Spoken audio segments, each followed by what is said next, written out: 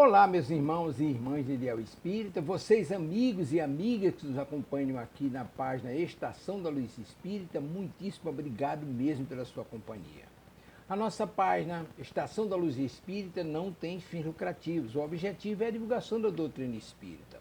E é por isso que nós reunimos aqui esta sede de matérias espíritas para que possa atender às suas necessidades, estudo, lazer, pesquisa. Você encontra aqui na nossa página Estação da Luz Espírita os livros da codificação, obras suplementares, entrevistas, palestras e os programas da Web Rádio Estação da Luz de Natal e Web Rádio Cristo Consolador de São Paulo. Ou seja, um acervo que atenda às suas necessidades, sem fins lucrativos. O objetivo é a divulgação da doutrina espírita. E agora eu convido você para nos acompanhar na reprodução de mais esse trabalho imperdível. Muito obrigado mesmo pela sua companhia e vamos juntos!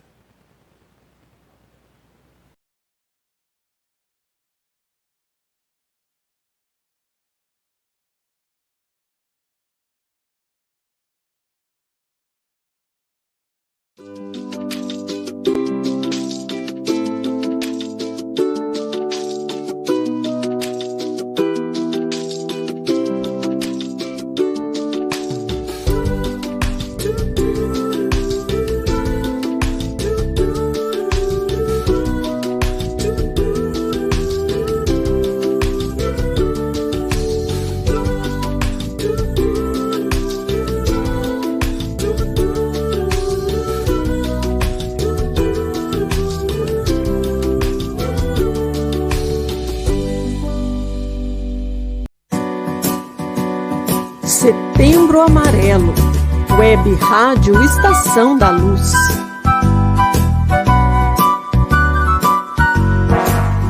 Você nasceu do amor.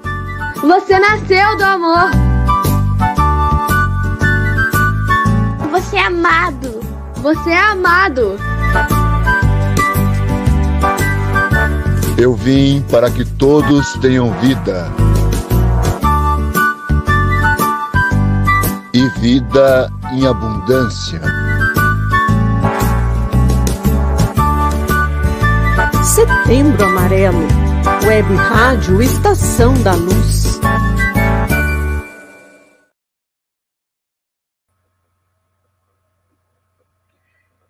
Muito boa noite, meus queridos irmãos. Estamos de volta ao canal Rádio Web Estação da Luz, com o nosso novo programa Reencontro com a Vida, agora às quartas-feiras, às 21h, sendo transmitido por este canal, não é? Estação da Luz, como também pelo nosso canal Reencontro com a Vida.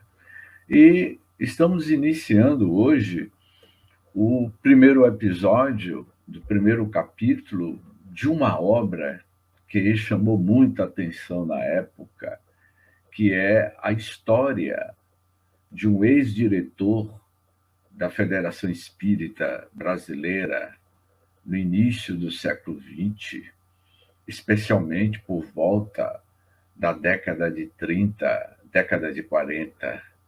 Ele era conhecido na terra, no Rio de Janeiro, como Frederico Figner.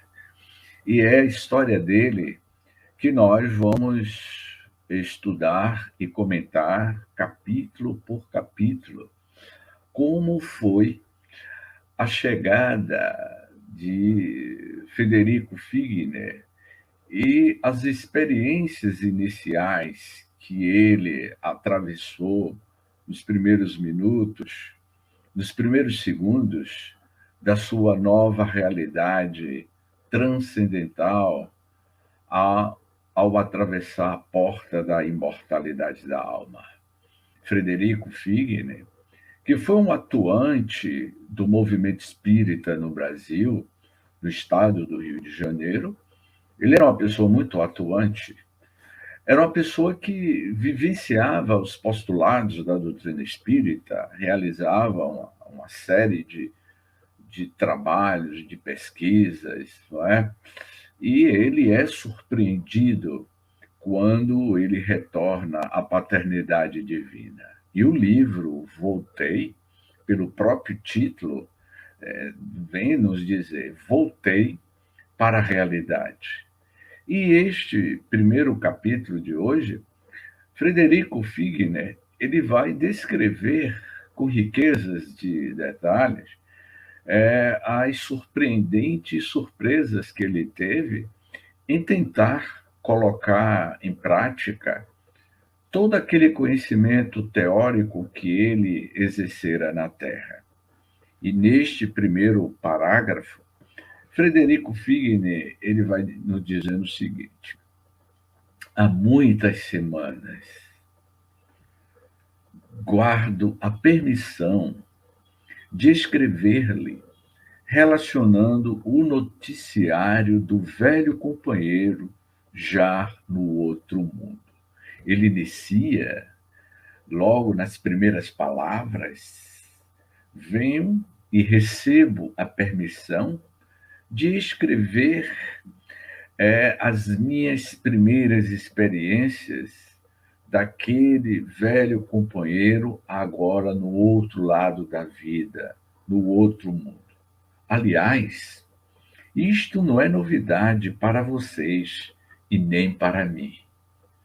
Quanto se me esvaía a resistência orgânica, formei o projeto de endereçar-lhe um correio de amigo logo que a morte me arrebatasse.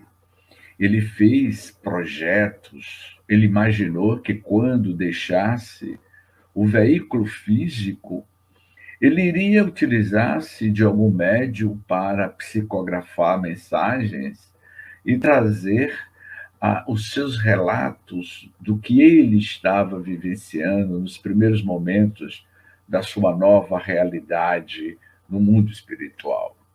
E aí ele no terceiro parágrafo, ele vai comentando sobre o espiritismo. O espiritismo pode nos ajudar ou não no momento da nossa desencarnação. O que é que vocês acham? Que o conhecimento espírita pode ampliar mais a janela da nossa consciência? Boa noite, minha cara irmã Edileuza, seja bem-vindo. O espiritismo, vai comentando Figner, o espiritismo fora para mim não só simples crença religiosa. A doutrina espírita para Figner não foi apenas uma crença religiosa, tornara-se o clima constante em que minha alma respirava, constituía elemento integrante do meu próprio ser. Ele vivenciava, meus queridos irmãos, 24 horas da sua existência, respirava o espiritismo, a doutrina espírita, a todo momento, a todos os instantes. Daí o entusiasmo vibrante com que me entregava aos serviços da doutrinação e a certeza com que esperava o contentamento de fazer-me sentir aos irmãos de ideal após a desencarnação. Pelo que a gente está vendo aqui, que Frederico Figner, ele era um entusiasta. Ele era um entusiasta do espiritismo. Ele pregava em bom tom para todos. As pessoas que se aproximavam de Frederico Figner, ele anunciava a boa nova do espiritismo. Ele sempre deixava a mensagem, como vocês vão ver no transcorrer do nosso estudo, ele tem um encontro num plano espiritual. Vou até fazer um espólio dos próximos capítulos, não é? Há um momento neste livro que é muito interessante, é que nas reuniões mediúnicas, Frederico Figner, ele se colocava na posição de doutrinador. Ele doutrinava os espíritos que se manifestavam das reuniões mediúnicas, ou nas sessões mediúnicas, como era chamado naquela época.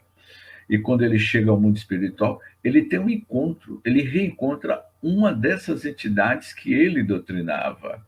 E esta entidade vai dizer a ele: olha a sua situação em que você chegou. Então, aqui é um pequeno espólio, vamos dizer assim, dos próximos capítulos, mais adiante, das próximas semanas, que nós vamos estudar as narrativas surpreendentes, onde ele vai traçar todo um aspecto social, político e humanitário no plano espiritual. Seja bem-vindo, nosso querido irmão Cláudio, não é? A nossa querida Edileuza Santos. Pois bem, nós somos surpreendidos. E torno a repetir, o Figner, ele era um entusiasta. E na atualidade a gente vê muitos espíritas, companheiros nossos, né, que são entusiastas de divulgar aos quatro cantos do mundo a mensagem da doutrina espírita. Mas será que isto está muito ligado com a posição que teremos ao retornar ou ao desembarcarmos literalmente no mundo espiritual? Vamos ver. Dificuldades no intercâmbio. Este ponto, Figner, através do Francisco Cândido Xavier, que foi o médium, o porta-voz, né, para escrever as ansiedades de Figner. E ele diz assim: dificuldades no intercâmbio. Teremos dificuldade em nossos intercâmbios? Nós que já adquirimos também, como Figner, este conhecimento espírita, será que quando retornarmos ao mundo espiritual, não vamos querer escrever alguma carta, alguma missiva, ou utilizar de algum ente querido nosso, algum médium que nós convivemos na Terra, para receber mensagens ou enviarmos mensagens para os nossos entes queridos? Será possível, meu amigo Cláudio, ao desencarnar, será que a gente poderá, de imediato, mandar uma mensagem de além-túmulo para os nossos entes queridos? Vamos seguir os passos aqui de Frederico. Mas o serviço não é tão fácil quanto parece à primeira vista. Podemos, certamente, visitar amigos, influenciá-los. Todavia, para isso, copiamos o esforço dos profissionais da telepatia. Ele vai dizendo aqui que não é fácil manter um contato. Nosso amigo Cláudio, lá de Mato Grosso do Sul. É uma história fascinante, Cláudio, não é? A história de Frederico Figner, né? E que sirva de exemplo para todos nós a história, a saga espiritual deste arauto do espiritismo e como foi a sua chegada no mundo espiritual, né? Então ele vai dizer assim, né? Podemos certamente visitar amigos, influenciá-los. Todavia, para isso, copiamos o esforço dos profissionais da telepatia. Emitimos o pensamento, gastando a potência mental em dose alta. E se a pessoa avisada se mostra sensível à maneira do rádio que se liga à emissora, então é possível transmitir-lhe ideias com relativa facilidade quando o médium está receptivo, sintonizado na mesma frequência psíquica ou espiritual daquela entidade que quer manter um contato mediúnico. Há uma questão clássica, Cláudio, que é a questão 459 de O Livro dos Espíritos. Os espíritos influenciam nossas vidas? E qual foi a resposta que os espíritos deram? bem mais do que vocês imaginam. De ordinário são eles que vos conduzem os vossos pensamentos. Portanto, o mundo espiritual, que é povoado por inteligências em graus e evoluções diferentes, eles estão constantemente entrando em sintonia conosco, e que o Figner, ele usa aqui a palavra telepatia, transmissão do pensamento. Então, se você é uma antena parabólica, eu sempre digo assim, nós somos uma antena parabólica, e a nossa antena parabólica, ela está apontada para o cosmos. E esta antena parabólica, ela está receptiva a entrar em sintonia com a diversidade de satélites ao derredor do planeta Terra. Mas se a sua antena parabólica tiver com parafuso folgado ou desajustado, a tua antena parabólica, você não vai conseguir pegar uma boa frequência. Assim é o pensamento. O próprio Emmanuel, no primeiro capítulo do livro Pensamento e Vida, este livro, Pensamento e Vida, no primeiro capítulo, Emmanuel diz o seguinte: o pensamento cria a vida que procuramos. O pensamento é vida. O pensamento é energia. Você vai manter uma conectividade com padrões energéticos de acordo com seu estado emocional. Você vai atrair para o seu campo psíquico, para o seu campo mental, o tipo de entidade que vai trabalhar com você ou vai conviver com você e vai lhe influenciar durante toda a sua trajetória de vida. Há entidades espirituais que nos acompanham durante uma vida inteira. Não só o nosso mentor espiritual, que sempre está ao nosso lado, não é? O nosso mentor é aquele que avalizou a nossa reencarnação, mas ao longo da nossa jornada, há espíritos simpáticos que se aproximam de nós para mandar uma mensagem, como há espíritos das sombras que também sintoniza conosco de acordo com o tipo do padrão psíquico que nós estamos mantendo. Então, o Figner, ele está deixando claro nessa questão. Por vezes, a deficiência do receptor, olha que eu estava falando, né, do receptor, não é? Aliada às múltiplas ondas que o cercam, impede a consumação de nossos propósitos. Se o instrumento de intercâmbio permanece absorto nas preocupações da luta comum, é difícil estabelecer a preponderância de nossos desejos. Ou seja, se você está com o pensamento absorto, se você está com o pensamento alheio, se a janela da tua mente está aberta para pensamentos negativos, fica muito difícil de ocorrer este intercâmbio.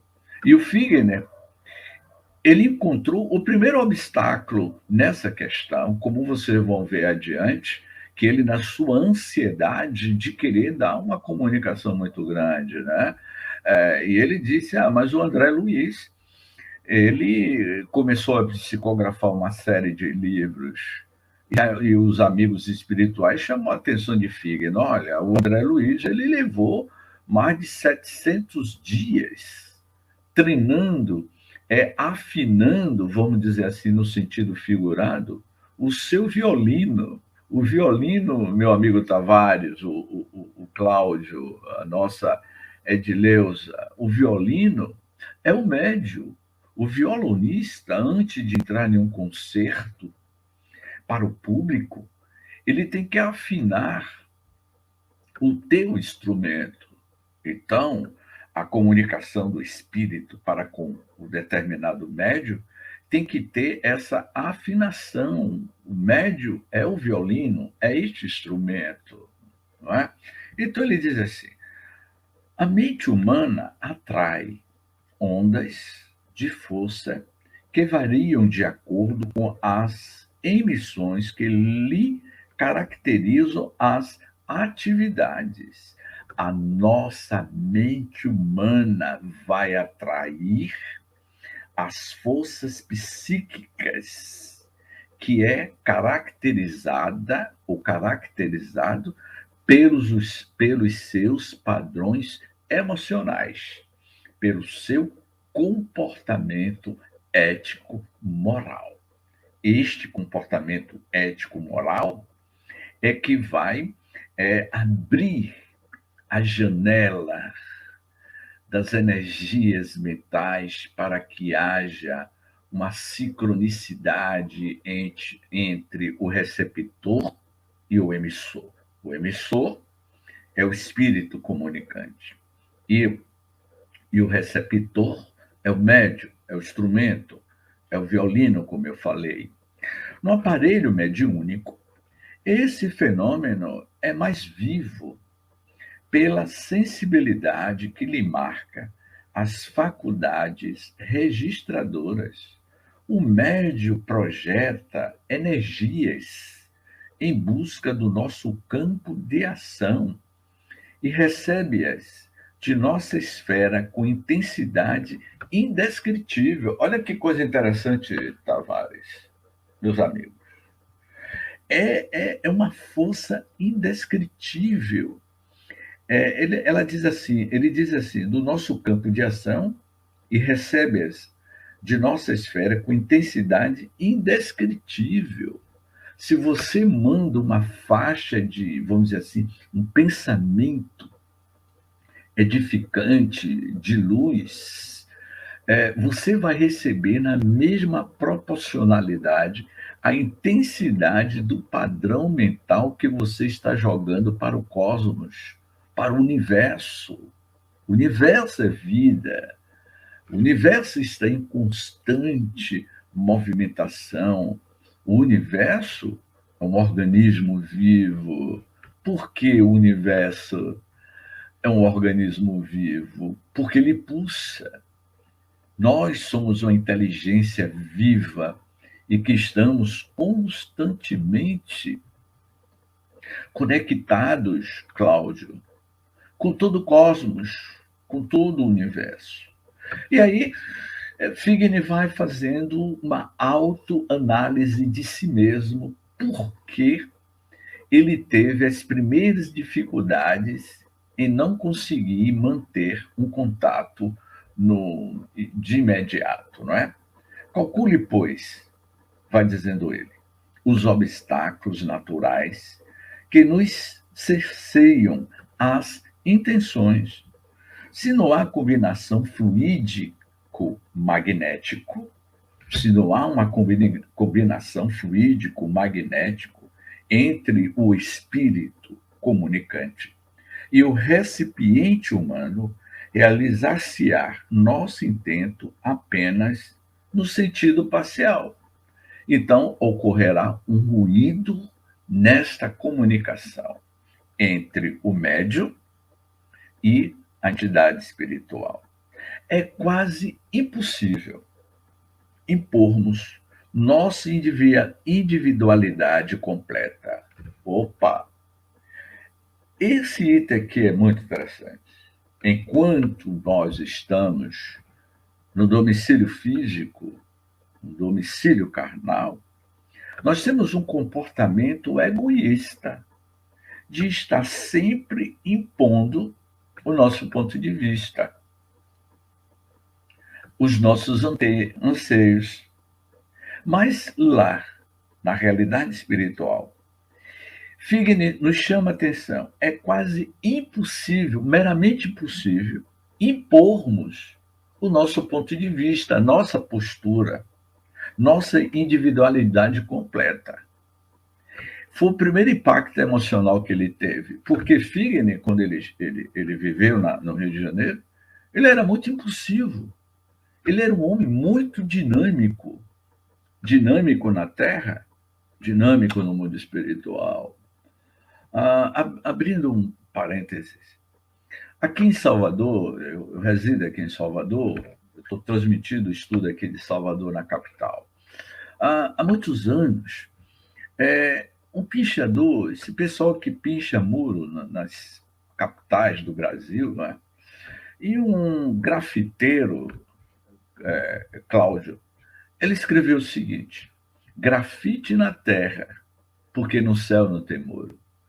Todas as vezes que eu passava de ônibus, na época, e via essa mensagem no muro: grafite na terra, porque no céu não tem muro.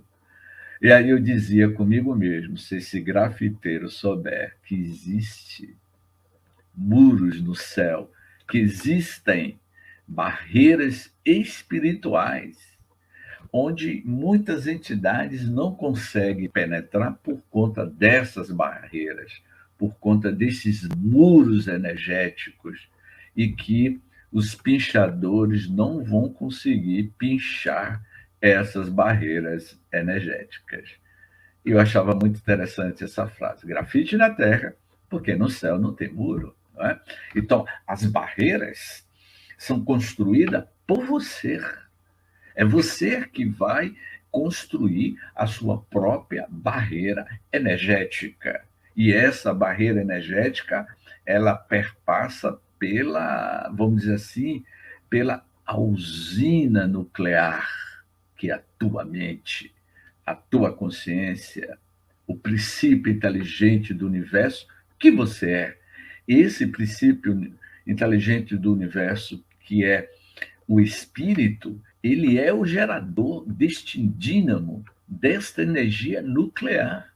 O espírito tem uma potencialidade que vocês não imaginam, e é inimaginável a energia que aure do princípio inteligente. Qual é a definição que os espíritos deram?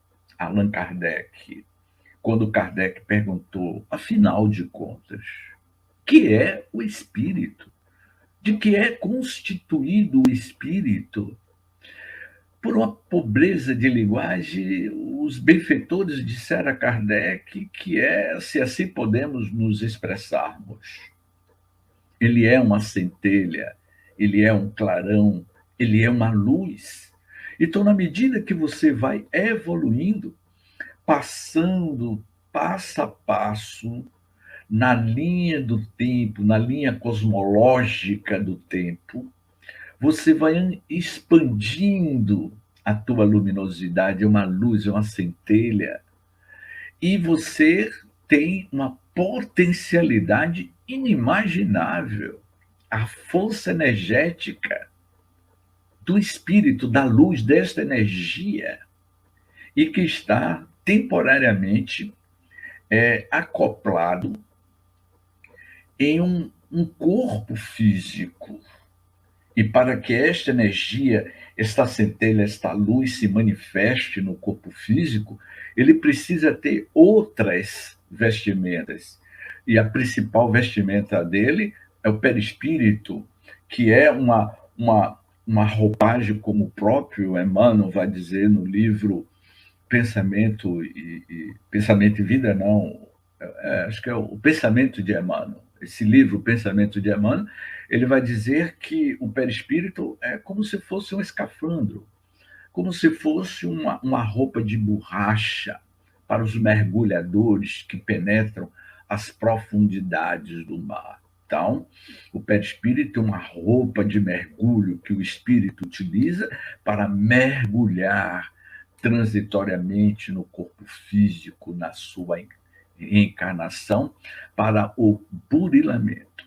Então, o Fig, ele teve esse primeiro impacto quando ele percebeu que para dar uma comunicação não é tão fácil como a gente acha, porque nós somos teóricos, estudamos sobre o perispírito, a densidade, a coloração do perispírito. O espírito tem peso, o perispírito tem peso, o perispírito tem coloração, o perispírito tem odor, o perispírito tem todas as formalidades que o mundo físico tem. Então, quando ele diz mais adiante, vamos mais. Ainda mesmo em se tratando da materialização, olha o que é que ele diz aqui. Em se tratando da materialização, o visitante do outro mundo depende das organizações que o acolhem, não é? Se o médium relaxa a obrigação de manter o equilíbrio fisiopsíquico, eu vou repetir para ficar bem claro. Se o médium relaxa, não é? A obrigação de manter o equilíbrio fisiopsíquico, o equilíbrio psíquico mental. E se os companheiros que lhes integram o grupo de trabalho vivem estonteados sem o entendimento preciso dos deveres que lhes competem, torna-se impraticável o aproveitamento dos recursos que se nos oferece para o bem. O Figner está deixando bem claro. O médium é um violino. E se as cordas do violino tiver desafinado, como é que você vai tocar a sinfonia Jean Sebastian Bach? Jesus, Alegria dos Homens. Você pega o violino, não é? Você pega o violino para tocar um dos clássicos de Jean Sebastian Bach, que é Jesus, Alegria dos Homens. E como é que você vai tocar essa música clássica se as cordas do teu violino está desafinada?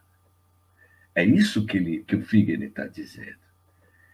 E para você se afinar com o médium, você precisa ter tempo, como vocês vão ver mais adiante, e que ele diz, o próprio André Luiz levou muito tempo, 700 dias, afinando a corda, o seu violino, e no caso de André Luiz, o violino era Francisco Cândido Xavier. E aí ele tocou grandes sinfonias através do Chico. Eu digo grande sinfonia porque o Chico era este violino bem afinado que não só o André Luiz, mas inúmeros espíritos, como Alta de Souza, Humberto de Campos, Emmanuel, Castro Alves, Olavo Bilac, Meimei, inúmeras entidades espirituais utilizava-se deste grande violino que foi conhecido no Brasil como Francisco Cândido Xavier. Seja bem-vindo, meu amigo Alzenei, não é? Advogados, força para passar por provas, mas é isso, meu amigo. Estamos todos aqui, não é? Nessa nossa luta, tentando afinar o nosso violino mental. Pois bem, ele diz assim, considerava a escrita e a incorporação mediúnicas ocorrências triviais do nosso aprendizado. No entanto, vim de reconhecer neste plano em que hoje me encontro a desatenção. Olha aqui, Tavares, porque Tavares, antes da gente começar o estudo, Tavares estava me chamando a atenção. James, analise nas entrelinhas, né? Porque o amigo Tavares é um instrumento, um violino lá das bandas do nosso Nordeste, não é? Cada um com seu instrumento, com seu violino, porque o nosso corpo físico, vamos dizer assim, né?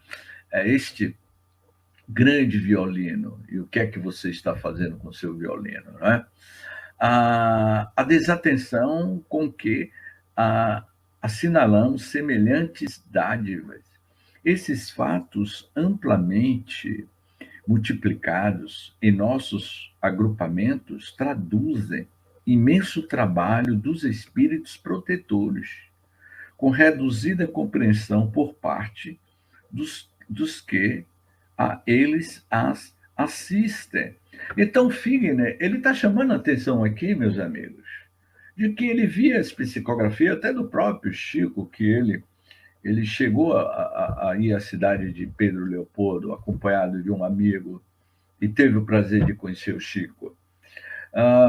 E via as cartas psicografadas do Chico. Então, para ele, quando ele retornasse ao mundo espiritual, certamente ele iria começar a mandar mensagens através do próprio Chico. E não foi assim. Ele teve momentos que ele teve que fazer uma reciclagem do seu próprio autoconhecimento, do seu próprio comportamento diante de uma nova sociedade regido por leis completamente diferentes das sociedades terrestres.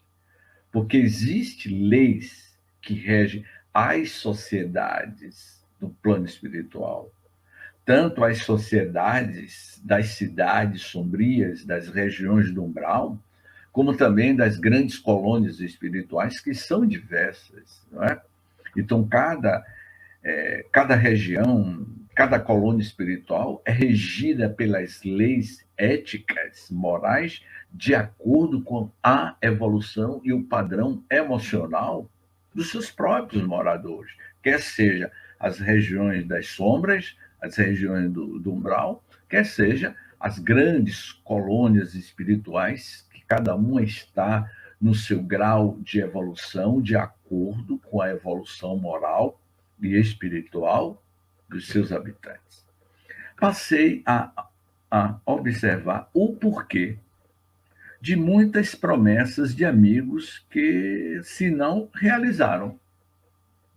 Companheiros diversos haviam partido antes de mim, convencidos de que poderiam voltar quando quisesse, trazendo informações da nova esfera, e embora lhes aguardasse a palavra esclarecedora. Através de reuniões respeitáveis, a solução parecia ainda indefinidamente.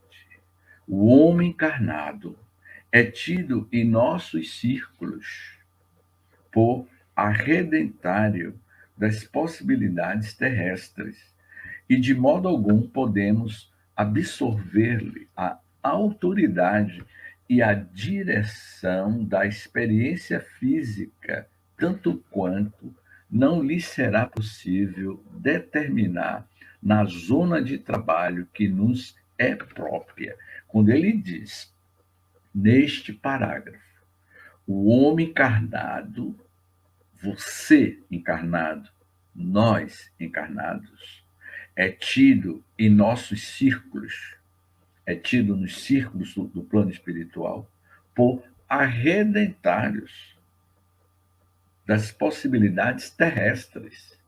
Somos arredentários das infinitas possibilidades da vida física, da vida terrestre. E você, como arredentário, o que é que você está fazendo com o pedaço de terra, vamos dizer assim, que você recebeu por acréscimo do amor de Deus? Porque nós não somos donos de nada. Nós estamos vivendo, morando de aluguel. O corpo físico, o veículo físico, é uma residência na qual o espírito está residindo, assinou o seu contrato de locação na data do teu nascimento.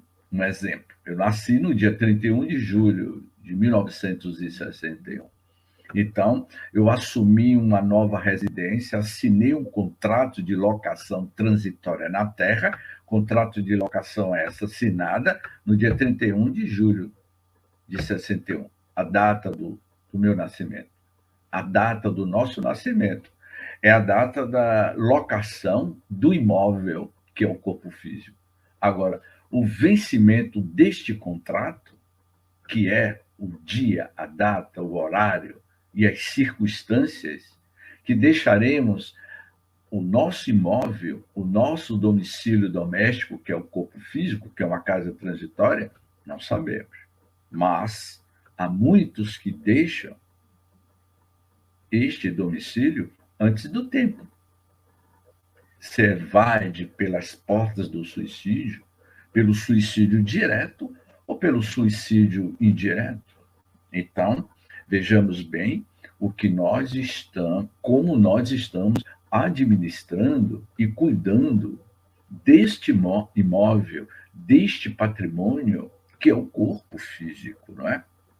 Então, o homem encarnado é tido em nossos círculos por arredentários das possibilidades terrestres e de modo algum podemos absorver-lhe a autoridade e a direção da experiência física, tanto quanto não lhe será possível determinar na zona de trabalho que nos é própria, porque você tem o livre-arbítrio, você é responsável pela sua ação.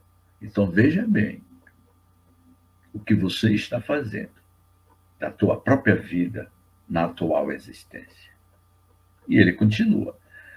Em vista disso, por mais que desejamos, somos obrigados a depender de vocês em nossas comunicações e interferências. Né? Então, Figner, ele vai dizer que depende muito de nós, enquanto encarnados, né?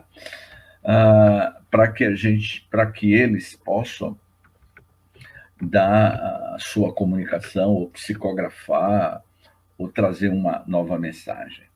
Os amigos da vida superior necessitam da cooperação elevada para se manifestarem nas obras de amor e fé, na mesma proporção em que as entidades voltadas ao mal reclamam concurso de baixa espécie das criaturas perversas ou ignorantes no cenário carnal.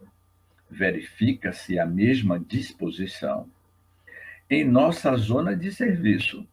Vocês conseguirão isto ou aquilo em nosso ambiente, dependendo, porém, das entidades que puderam mobilizar. Então, é você que vai estabelecer as companhias espirituais que vai lhe acompanhar ao longo da sua vida, da sua jornada.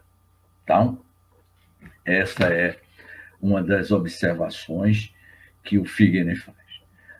No outro parágrafo, no outro item, e que ele vai falar sobre ponderações necessárias. O que é que vem a ser essas ponderações necessárias, não é? Retomando a mim mesmo, caindo em si. Eu caí em si, vai dizer Figner. Após desvencilhar-me do corpo grosseiro, a preocupação de voltar ao reino dos amigos é o meu anseio de cada minuto.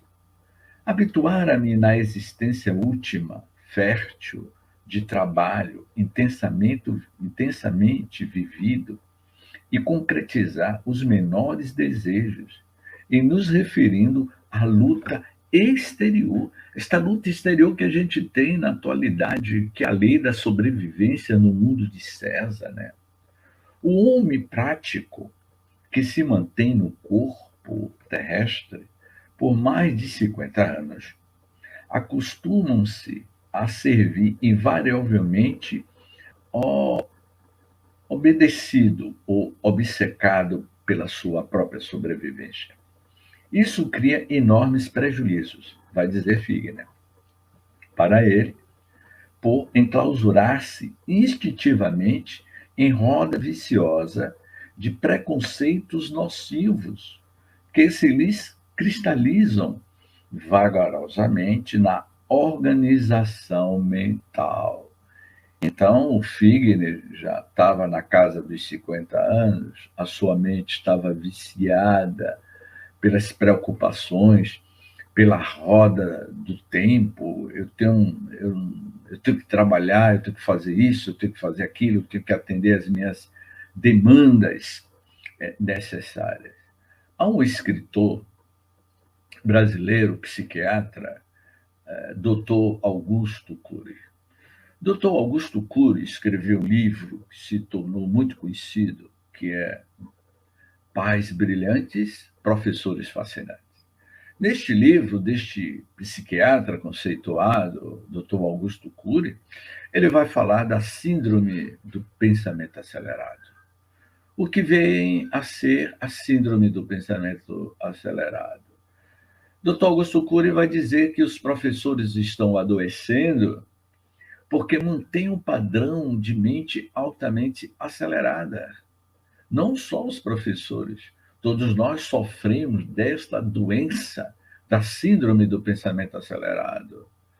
A gente adoece, o corpo físico não suporta a carga mental da aceleração da nossa impulsividade, da nossa ansiedade. A ansiedade tem levado indivíduos a doenças psicossomáticas. Então, desacelere a mente. E é isso que o Figner está querendo dizer. O pensamento dele vivia em alta voltagem, acelerado, porque tinha que cumprir as demandas constantes da sua vida diária, não é? E aí um deles era os melindres. Os melindres passam a torturá-lo.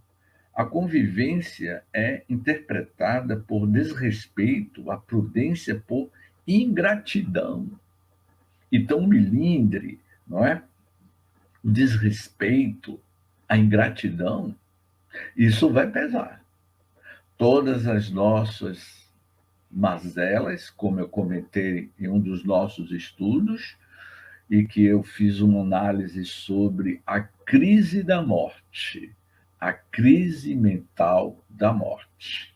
Os primeiros sintomas no fenômeno da morte é sentido por o que você produz, a sua irritabilidade, o ódio, a descrença, todo tipo de pensamento negativo está registrado nas suas células, nos seus neurônios, nas suas substâncias químicas, dos neurotransmissores, das sinapses entre uma conexão de um neurônio para outro. As emoções têm um lampejo, têm um reflexo.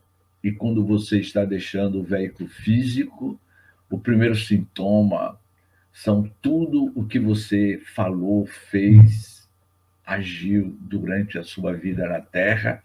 Isso vai passar diante da tua própria consciência como se fosse uma tela cinematográfica de alta definição que você vai olhar para si mesmo e chega a uma conclusão. O que foi que eu fiz da minha última existência?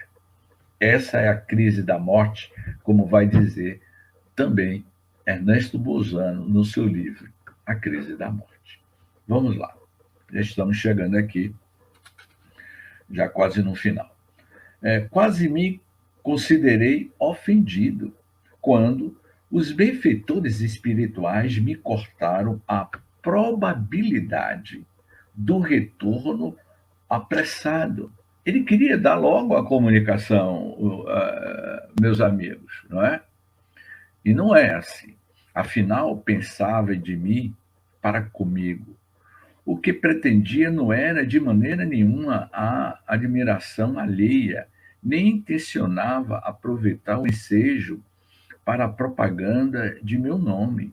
Interessava-me simples a prova da sobrevivência. Para tanto, se me fosse possível, tocaria um clarim mais alto que uma sirene festiva. Ele queria tocar esse clarim festivo e dizer: olha, eu estou vivo.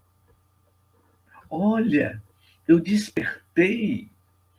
A vida continua, era tudo o que nós comentávamos nas nossas palestras, nos nossos bate-papos, na roda de amigos, sobre a vida no mundo espiritual. É isso mesmo, é o que eu estou vivendo.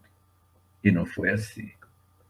Primeiras visitas E aqui, aliás, amigos dedicados, porém, fizeram-me saber que o ruído no âmbito da espiritualidade é tão prejudicial quanto o barulho intempestivo na via pública, e depois de ouvir longa série de ponderações, a mim rearticularam os propósitos desordenados. Entendi, graças a Deus, que minhas investidas se filiavam à pura ingenuidade. Olha, a pura ingenuidade nossa, de acharmos de que o conhecimento que já adquirimos, o conhecimento intelectual, o excesso de conhecimento não vai lhe garantir que você vai ter facilidade de se aproximar do instrumento mediúnico e tocar o seu violino, não é? Que é o médium.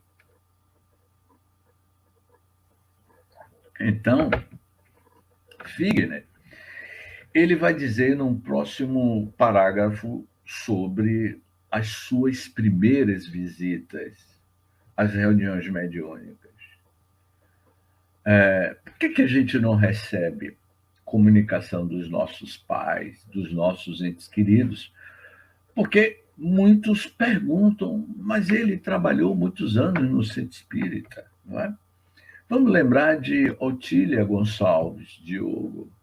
Otília Gonçalves, ela foi uma árdua trabalhadora da Mansão do Caminho, ao tempo em que Divaldo e Nilson Pereira, aqui em Salvador, iria fundar as obras sociais da Mansão do Caminho, e que, por sua vez, também iria fundar o Centro Espírita Caminho da Redenção.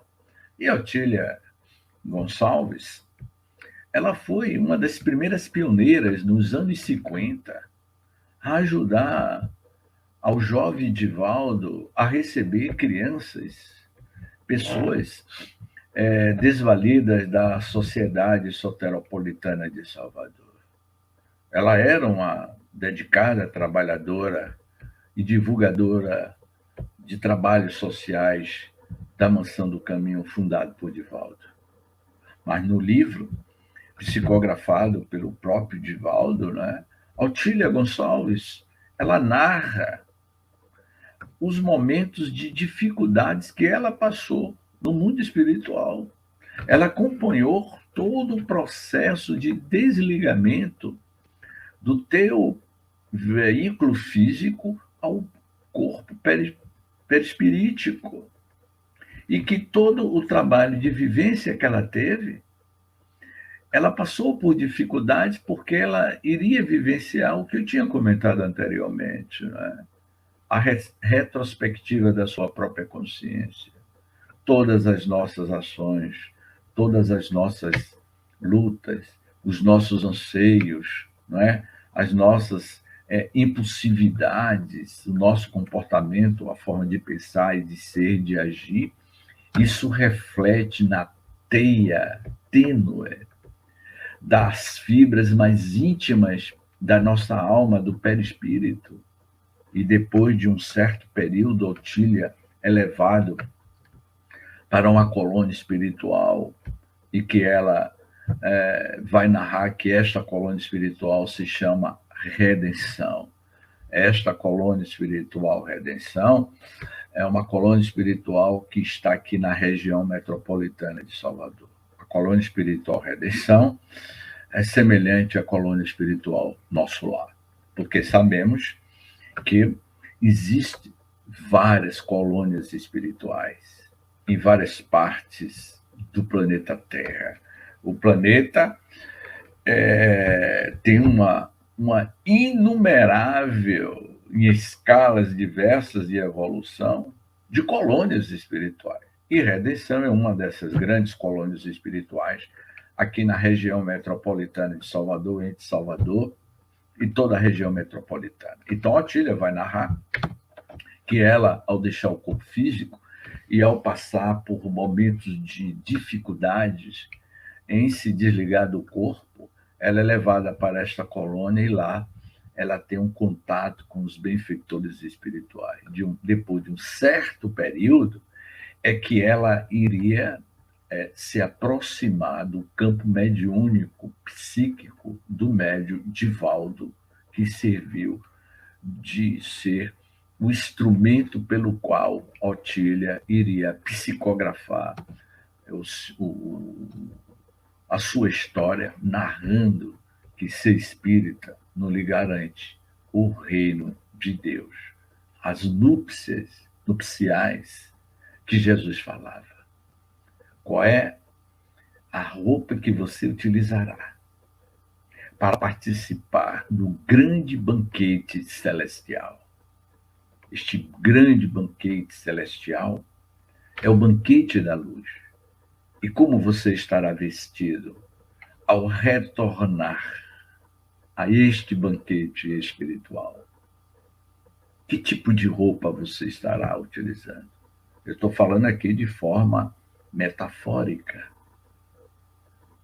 de forma alegórica. Eu tenho esta vestimenta física, este corpo físico. Mas, ao deixar este veículo físico, como será a minha aparência? Ora, James, certamente você terá a mesma aparência, mas com que intensidade e luminosidade? Porque quando você quer comprar uma roupa, você vai numa loja, você vai num salão de beleza, você se arruma, você corta o cabelo, você faz um botox ou faz uma cirurgia plástica. E no mundo espiritual? Você vai fazer uma cirurgia plástica com o Dr. Ivo Pitangui? Ou é você, com o teu próprio pensamento, que vai realizar a mudança da sua própria aparência, de acordo com a tua própria evolução? E já aqui encerrando, porque este capítulo é um capítulo que eu vou deixar para concluir na próxima semana e entrar no outro capítulo, que é A Frente da Morte, e vamos concluir na próxima semana esse primeiro capítulo que nos convidou a grandes reflexões. Eu encerraria com uma frase que eu sempre gosto de citar, que é de Siddhartha Gautama. Siddhartha Gautama, Buda tem uma frase que diz o seguinte: somos o que pensamos. Com pensamento, construímos o mundo. O mundo nada mais é do que a criação mental dos seus próprios moradores. Portanto, meus queridos irmãos, você é o que você pensa. Se você pensa, sua atitude, a tua consciência, a tua personalidade, o teu caráter, a tua índole que você tem hoje na Terra, este teu caráter, esta tua índole, continuará quando você desembarcar para o mundo da realidade espiritual. Nós não nos tornaremos anjos de uma hora para a outra. Requer tempo, luminosidade. Portanto, esses são os primeiros estudos do capítulo De Volta. O Figner, ele narra a sua volta. E na próxima semana, vamos concluir este capítulo, que é Primeiras Visitas, Tentativa e Aprendizado, não é? E vamos entrar no capítulo 2, A Frente da Morte. Né? A frente da morte. Diante da morte. O que fazer? Vamos nos preparar. Somos educados para vivermos, mas não somos educados para morrer. Gratidão a todos, muita paz, a nossa amiga Alzenir, a nossa amiga Edelúzia, a Cláudio, lá de Mato Grosso do Sul, a todos vocês, gratidão. Na próxima semana, vamos continuar estudando a trajetória evolutiva desta grande figura e personalidade que foi Frederico Figner. Um forte abraço e até a próxima semana.